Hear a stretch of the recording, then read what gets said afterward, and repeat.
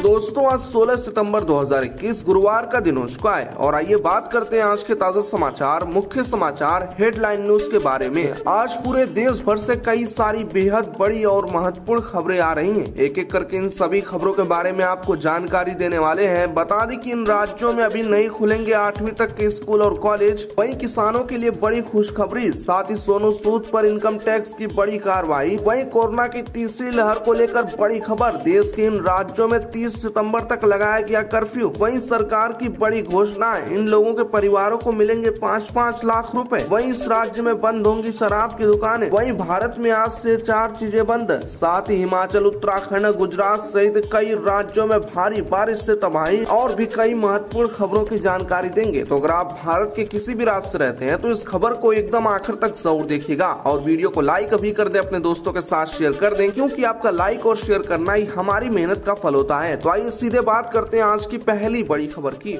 दिल्ली में 8वीं तक के बच्चों के लिए अभी नहीं खुलेंगे स्कूल। दरअसल बता दें कि DDMA द्वारा जारी आदेश के मुताबिक दिल्ली में 8वीं तक के स्कूलों को फिलहाल बंद रखने का फैसला लिया गया है। वहीं 9वीं से 12वीं तक की कक्षाएं 50% क्षमता के साथ चलती रहेंगी। दिल्ली में बिजनेस टू बिजनेस और बिजनेस टू कस्टमर एग्जीबिशन को अनुमति दी गई है। इसके अलावा 50% क्षमता के साथ ऑडिटोरियम और असेंबली हॉल्स में इवेंट आयोजित हो सकेंगे। DDMA के आदेश के मुताबिक इन इवेंट का आयोजन करने के लिए किसी भी अथॉरिटी से किसी भी तरह की अनुमति लेने की आवश्यकता नहीं होगी। दोस्तों अगली बड़ी खबर, किसानों को अब 1940 रुपए प्रति क्विंटल मिलेगा कॉमन धान का समर्थन मूल्य। यूपी कैबिनेट ने दी मंजूरी। जी हां, आपको बता दें कि प्रदेश सरकार ने मूल्य समर्थन योजना के तहत खरीफ विपणन वर्ष 2021-22 में किसानों को उनकी उपज का उचित और लाभकारी मूल्य उपलब्ध कराने के उद्देश्य से धान क्रय नीति निर्धारित कर दी है। केंद्र सरकार द्वारा खरीफ विपणन वर्ष 2021-22 में मूल्य समर्थन योजना के तहत कॉमन धान का समर्थन मूल्य 1940 रुपए प्रति क्विंटल और ग्रेड ए का समर्थन मूल्य 1960 रुपए प्रति क्विंटल तय कर दिया गया है। वैसे आपको कितना मिलता है कमेंट जरूर करिएगा।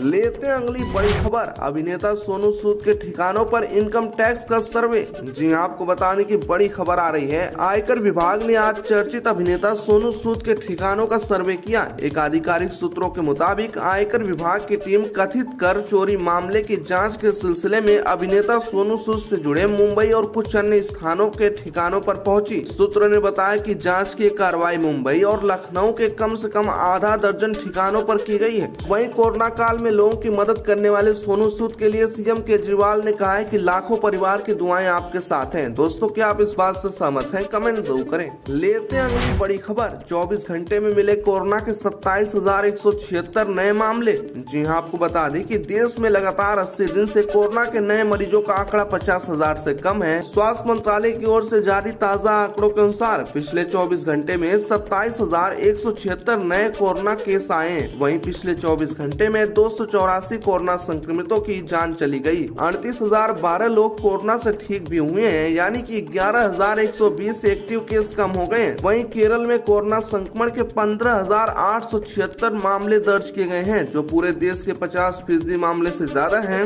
अच्छा, अगली बड़ी खबर, रेलवे समय पर ट्रेनों को चलाने के लिए पूरे देश में बंद करने जा रहा है सुविधा। जी हाँ, आपको बताने की ट्रेनों की लेट लतीफी दूर करने के लिए रेलवे द्वारा कई कदम उठाए जा रहे हैं। इसी कड़ी में लिंक एक्सप्रेस व स्लीप कोच के संचालन की संख्या सीमित की जाएगी। इससे किसी ट्रेन में अतिरिक्त कोच जोड़ने या फिर कोच को कम करने की जरूरत नहीं रहेगी। इससे समय की बचत होगी और ट्रेन को समय पर चलाने में मदद मिलेगी। उत्तर रेलवे भी 8 जोड़ी ट्रेनों में सुविधा समाप्त करने का फैसला किया है। नए टाइम टेबल से इसे लागू करने की तैयारी है। रेलवे में नए टाइम टेबल बनाने की तैयारी चल रही है। दोस्तों अगली बड़ी खबर, पंजाब में high alert, captain Amarinder Singh ने पाक समर्थित 4 लोगों को गिरफ्तारी के बाद दिया है आदेश। दरअसल पाकिस्तान समर्थित 4 आतंकवादी की गिरफ्तारी के बाद पंजाब के मुख्यमंत्री कैप्टन अमरिंदर सिंह ने पूरे प्रदेश में पुलिस और प्रशासन को लेकर हाई अलर्ट कर दिया है। बताने कि इससे पहले यूपी और दिल्ली और इसके अलावा मध्य प्रदेश में भी ऐसे मामले देखे जा रहे हैं। इस बार बार पाक की तैयारी बड़ी लग रही है, लेकिन हमारे सैनिक कम नहीं है।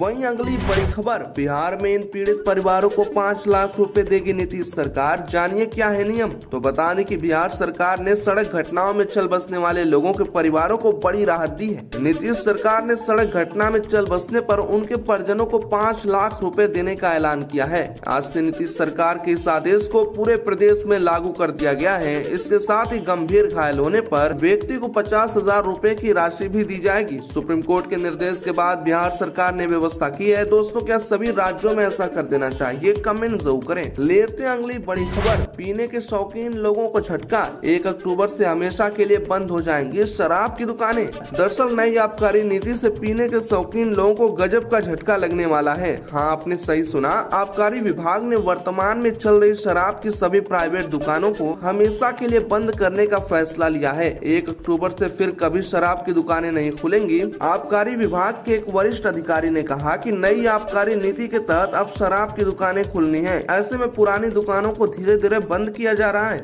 अच्छा, अगली बड़ी खबर, झारखंड सरकार का फैसला, राज्य में धार्मिक स्थल के साथ खुलेंगे कक्षा 6 से ऊपर के स्कूल। जी हां, आपको बता दें कि कोरोना महामारी को देखते हुए झारखंड सरकार ने फैसला लिया है कि राज्य में श्रद्धालुओं के लिए धार्मिक स्थल और कक्षा 6 से ऊपर के स्कूल खोले जाएंगे। मुख्यमंत्री हेमंत सोरेन की अध्यक्षता में हुई झारखंड राज्य आपदा प्रबंधन प्राधिकरण की बैठक में इस संबंध में निर्णय लिया गया है। एक आधिकारिक विज्ञप्ति में कहा गया है कि सभी धार्मिक स्थलों पर श्रद्धालुओं के प्रवेश की अनुमति दे दी गई है। कक्षा 6 से 8 तक की कक्षाएं भी खोली जाएंगी। दोस्तों, क्या स्कूल खोलना सही है? कमेंट जरूर करें।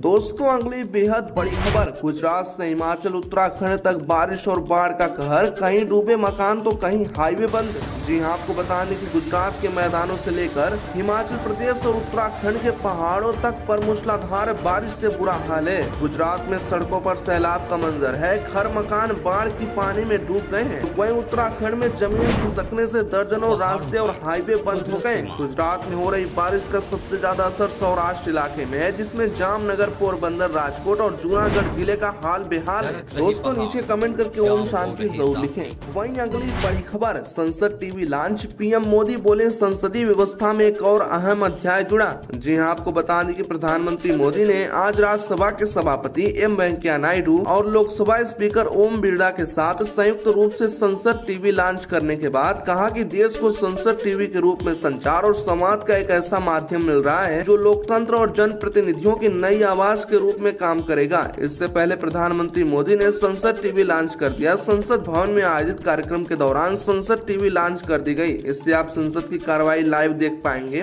दोस्तों, अगली बड़ी खबर, दिल्ली में इस बार भी नहीं फूटेंगे पटाखे। केजरीवाल सरकार ने पटाखों के भंडारण और बिक्री पर लगाई रोक। जी हाँ, आपको बता दें कि दिल्ली सरकार ने राजधानी में सर्दियों के मौसम में बढ़ते प्रदूषण पर काबू करने के उपायों के तहत इस बार भी दिवाली पर हर तरह के पटाखों के भंडारण, बिक्री और उपयोग पर पूरी तरह से रोक लगा दी है। दिल्ली में हर साल दीपावली के दौरान प्रदूषण खतरनाक स्तर तक पहुंच जाता है। मुख्यमंत्री अरविंद केजरीवाल ने ट्वीट कर बताया कि पिछले 3 साल से दिवाली के समय दिल्ली में प्रदूषण की खतरनाक स्थिति को देखते हुए ऐसा फैसला लिया गया है। वहीं अगली बड़ी खबर, मोदी सरकार ने टेलीकॉम, ऑटो कंपोनेंट सेक्टर के लिए की बड़ी घोषणा। जी हाँ, आपको बता दें कि प्रधानमंत्री मोदी की अध्यक्षता में हुई कैबिनेट मीटिंग में आज बड़ा फैसला हुआ है। मोदी कैबिनेट ने टेलीकॉम सेक्टर के लिए राहत पैकेज मंजूर कर लिया है। केंद्रीय मंत्री अनुराग ठाकुर ने कहा कि मोदी कैबिनेट ने ऑटो कंपोनेंट सेक्टर के लिए भी PLI स्कीम को मंजूरी दे दी है। इसके अलावा देश में ड्रोन के लिए भी PLI स्कीम की मंजूरी मिल गई है। लेते अगली बेहद बड़ी खबर, फिर बढ़े कोरोना केस, 30 सितंबर तक बढ़ाए गए प्रतिबंध, राज्य सरकार का बड़ा फैसला। जी हाँ, आपको बता दें कि गुजरात के बाद अब आंध्र प्रदेश सरकार ने भी रात के कर्फ्यू को 30 सितंबर तक बढ़ाने का फैसला किया है। रिपोर्ट में कहा गया है कि सरकार ने राज्य में कोरोना की स्थिति और सकारात्मक मामलों की संख्या की समीक्षा करने के बाद यह निर्णय लिया है। शादियों और अन्य धार्मिक सांस्कृतिक कार्यक्रमों में 150 से अधिक लोगों को शामिल होने की अनुमति नहीं होगी। इसके अलावा ममता सरकार ने भी 30 सितंबर तक बढ़ाई पाबंदियां, रात 11 बजे से 5 बजे तक नाइट कर्फ्यू। जी हाँ, आपको बता दें कि कोरोना वायरस से जंग के बीच राज्य सरकारें लगातार कड़े कदम उठा रही हैं। खास तौर पे तीसरी लहर की आहट के बीच किसी भी तरह की लापरवाही के मूड में नहीं है। इसी कड़ी में पश्चिम बंगाल की ममता बनर्जी सरकार ने भी बड़ा फैसला लिया है। राज्य में लगी कोरोना पाबंदियों को 30 सितंबर तक के लिए बढ़ा दिया है। इसके साथ साथ रात 11 बजे से सुबह 5 बजे तक नाइट कर्फ्यू भी लागू रहेगा। सरकार की तरफ से जारी एक आदेश में कहा गया है कि प्रतियोगी परीक्षाओं के लिए कोचिंग संस्थान 50% क्षमता के साथ खोले जा सकते हैं। वहीं अगली बड़ी खबर, पूर्वी भारत में 18 और 19 सितंबर को भारी बारिश की संभावना है। जी हां, आपको बताने कि भारतीय मौसम विभाग ने कहा है कि उत्तरी बंगाल की खाड़ी के ऊपर 17 सितंबर को चक्रवात बनने से पूर्वी भारत में भारी बारिश होने की संभावना है। अगले 24 घंटे के दौरान गंगी, पश्चिम बंगाल, उत्तरी ओडिशा के आसपास के हिस्सों, झारखंड, उत्तर प्रदेश, बिहार के कुछ हिस्सों, मध्य प्रदेश, उत्तराखंड के कुछ हिस्सों, दक्षिण पूर्वी राजस्थान, गुजरात, हरियाणा, हिमाचल प्रदेश और कोंकण में कुछ स्थानों पर हल्की से मध्यम बारिश के साथ कुछ स्थानों पर भारी बारिश हो सकती है। दोस्तों, रोज की ऐसी ताजा और बड़ी खबरें अपने मोबाइल पे फ्रेम पाने के लिए फटाफट हमारे चैनल को सब्सक्राइब कर दे। इस लाल रंग के सब्सक्राइब बटन दबा के बगल में घंटी का निशान दबाकर ऑल पर क्लिक जरूर करें। वीडियो को लाइक करें, अपने दोस्तों के साथ ज्यादा से ज्यादा शेयर करें।